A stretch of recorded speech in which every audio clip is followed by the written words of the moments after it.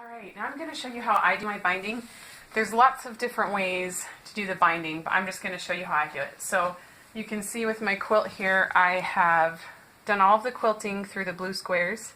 I've taken out all of my basting pins, and then I've also trimmed along the edge of my quilt, trimmed off all the excess. So my backing, batting, and quilt top are all flush to each other. And when you're trimming off the edges, make sure you use the same care that you do when you're cutting for the quilt top. So you want to make sure that things are perpendicular and that it's flush so that your quilt will be nice and squared up. Alright, now I've already started on my binding, and so I'm ready to show you how I do this. So you want to place the edges, two of the edges of your strips. These are 2.5 inches wide by the width of the fabric, which is about 40 inches. You want to place them so that they overlap like this. And then I place 2 pins on either side. And then if you will get a ruler and draw a line, and you want your line to start right here at the middle of like this V, and you want to go all the way down to right here. I actually don't draw a line anymore just because I've done it so many times, but I draw out a line at the beginning for a long time.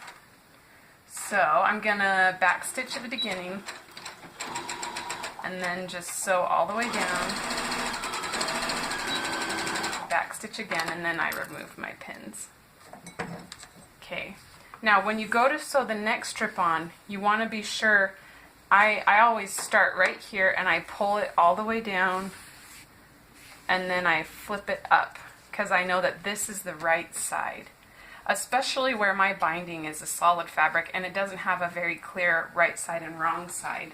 You want to be sure that you've found the right side so that your binding isn't backwards. Like if you sewed one to the right side and then one to the wrong side, you'd have to unpick it and sew it all over again. So I know this is my right side. Now I'm going to lay this down so that they both go off the edge like that. Place my pins in. Make sure it's nice and square, and then I'm going to sew right down the middle there.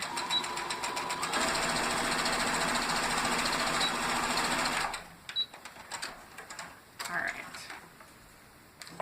Okay, so I actually have, I think, 5 strips that are sewn together. So I'm just going to clip at the where they are all joined right now so that it's one long strip.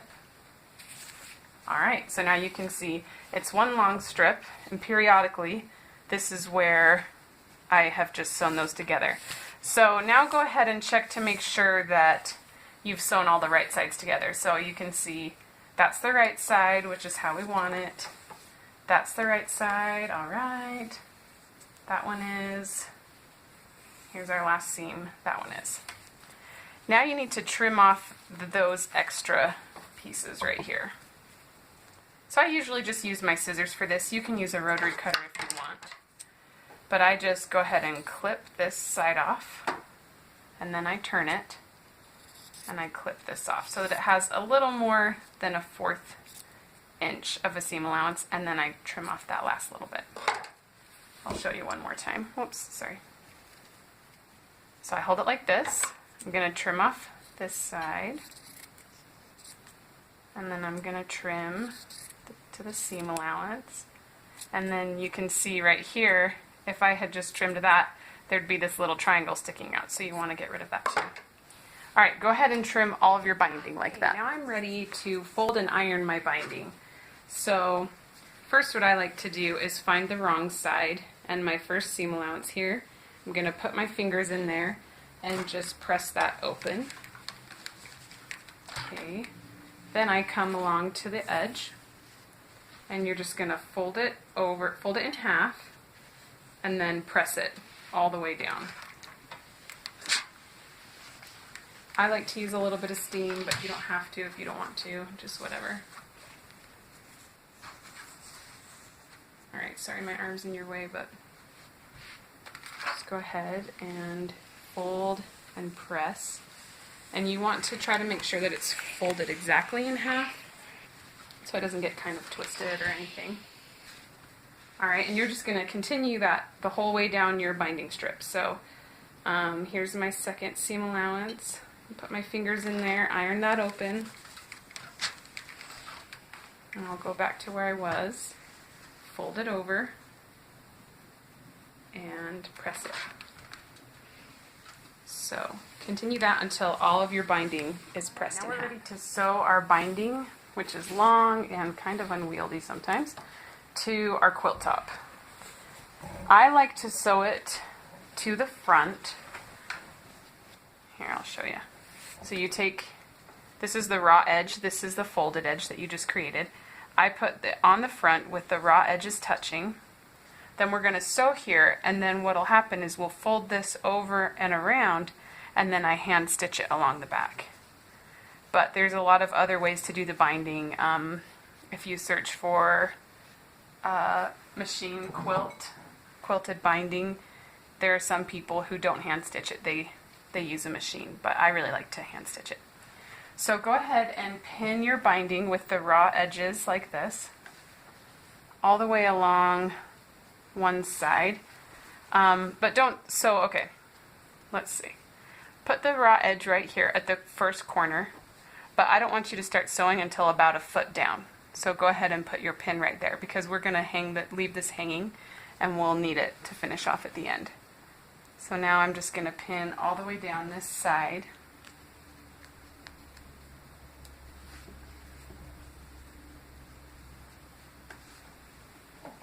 And I want you to be sure to place a pin. Once you get to the other corner, place a pin that's just 1/4 inch from this edge. So here's our side that we're pinning, and here's the other edge of our quilt. You're going to put it 1/4 inch in. So you can see there's a 1/4 inch between my pin and then this edge of the quilt. So go ahead and sew, back stitching at both where you start and stop. Sew all the way along this edge, back stitch just a couple times right here. Don't go past this pin though. Don't go past that 1/4 inch from the edge. All right, here I am. I just wanted to show you, this is me finishing up my binding, and the binding has kind of poofed up a little bit, so I'm going to remove my pin and pull this flat, and then put the pin back in at a 1/4 inch from the edge of the quilt. All right, and then just kind of making sure everything is smooth. I'm going to finish this 1/4 inch seam. And here I am at my pin, so I'm going to back stitch. All right, and then remove it from the machine. Okay, now for this next part, I want you to just do every step just like I do it, because when I learned this method of binding, I just got confused and I do it wrong, and then I have to unpick it. So we just did that side.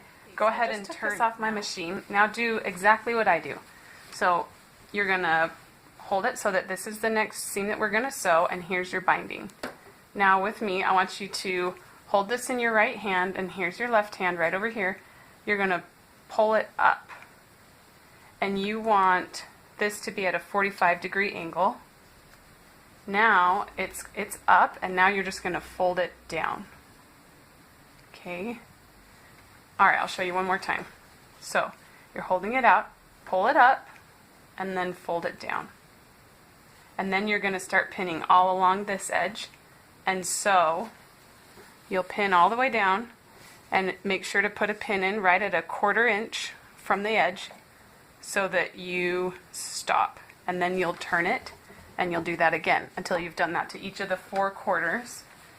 And then when you get all the way back here to this corner, you'll put your binding up and then down, and then just stop about right here. So you'll have this place that doesn't have any binding. I'll show you what to do. All right. So I've sewed around all 3 edges, or well, really all 4 edges, and I'm on my last corner here. So I back stitch just a 1/4 inch from the edge. I'm going to go up and then down. And then I'm only going to sew to like right here.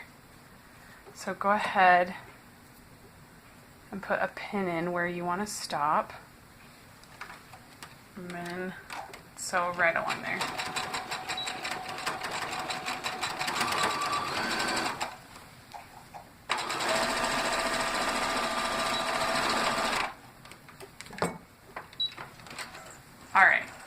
now for this next part, you're going to need a ruler, and it's kind of nice if you have a smaller one like this.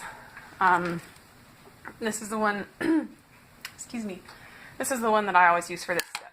So what we're going to do is, and you know what, if I had, sometimes if you leave even a little bit of a bigger gap, it can be a little easier, but we'll go for it. Okay, so I'm going to lay this is my smaller end. I'm going to lay it out like this and just trim it about 1/3 from where this other edge starts. So just a straight cut there. Then I'm going to lay this ruler down, and from this edge that I just cut, I want to measure over 2 3/4 inches. Okay, so our binding strips that we started with were 2.5 inches long, and so I'm going to measure over 2 3/4 inches. So I've measured over 2 3/4 inches from where I just cut. Now I'm going to place a pin right here in my binding to mark where that is. I'm being careful not to wiggle things around too much. Okay, so we've got that pin. You can double check that it's 2 3/4 inches from this edge to that pin, which it is. So now I'm going to take this other side, this is still really long, and I'm going to measure it down so that they overlap. And I'm going to cut this one right where that pin is. Okay. Alright, so you have to be sure that they're overlapping. So now you can discard that extra binding. And now what we're going to do is lift this top one up for a second, let it just hang out there, and put your finger in between this bottom one, and you're going to open it up like this. So that's the right side. Now I'm going to open up this one and place it right side down so that it's touching just like that. I'll show you one more time. Okay, so the bottom one, open, right side is showing, looking at me. The top one, open, I set it down so the right side is together. Then we're going to do the same thing that we did when we first created our binding strip. But this time we're only going to have them overlap just a generous 1/8 inch. So I'm going to pin that. And it's kind of, this part's really finicky. And that's why I always use pins on this part. So you can see I'm just double checking that it makes that little V. That's where we're going to start. And then down here it should make a little V, and that's where we'll end. So now if you feel more comfortable, you can get a quilting pen and go ahead and draw a line right where you're going to sew. So with the whole quilt in tow, it can be a little tricky, but I like to put my needle down so I can see right where it's going to intersect with my fabric. And then I just try to, whoops. I try to just get this nice and flat if I can. Back stitch just a little bit. Move your quilt up onto the table so that it's not pulling this way, pulling your fabric askew.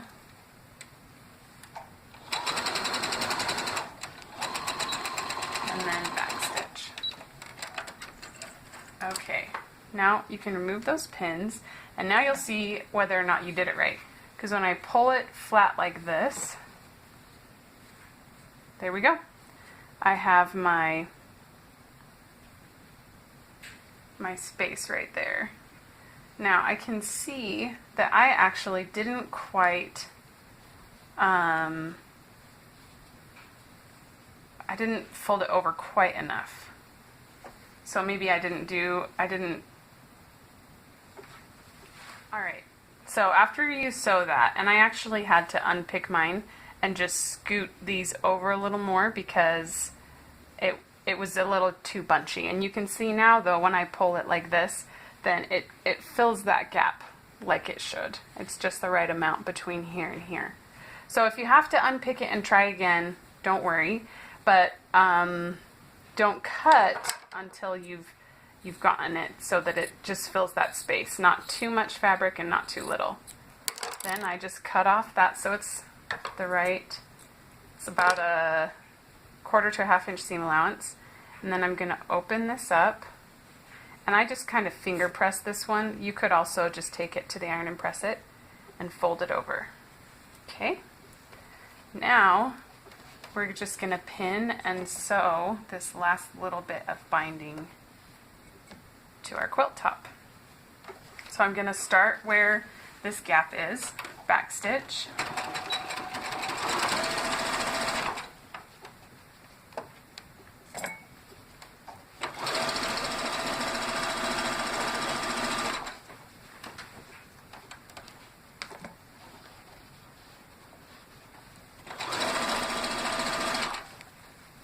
And sometimes for me, there's even still just a little tuck in the binding right there at the end. And you can, you know, keep trying and unpicking until you get that tuck out. But once you fold it over and you bind it, you really can't see it a lot. So, all right, the binding is attached to the quilt top.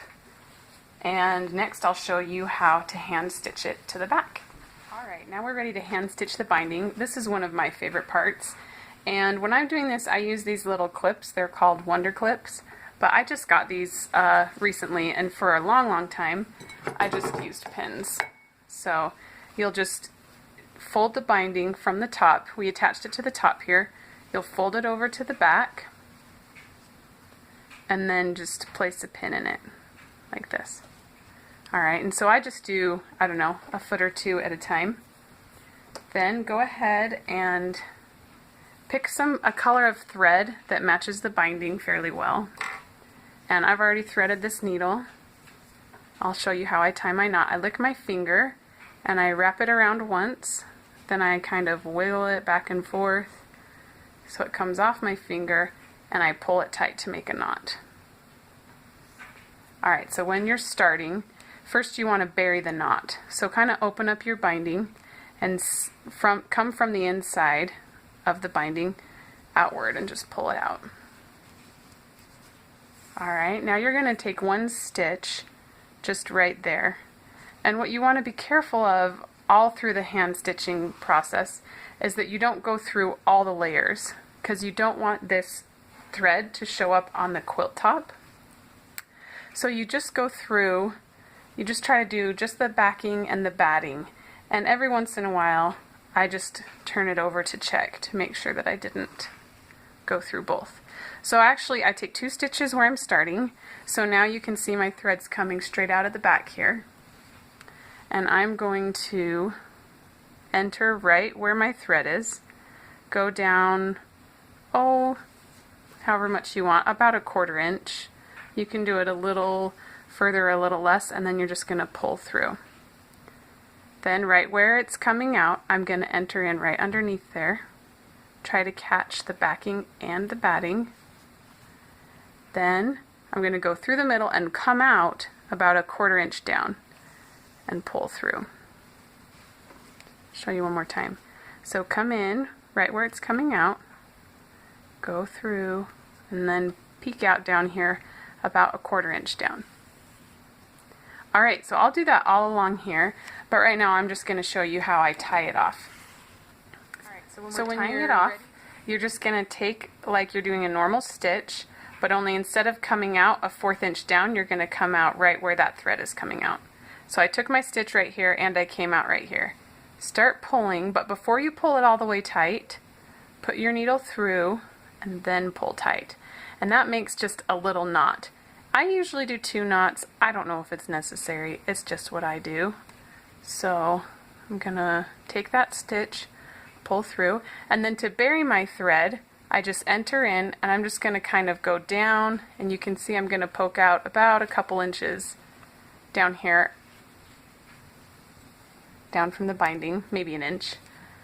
And then I cut it right next to my binding, and if there's any bit just poking out, you can just kind of wiggle it around until it gets lost in the binding.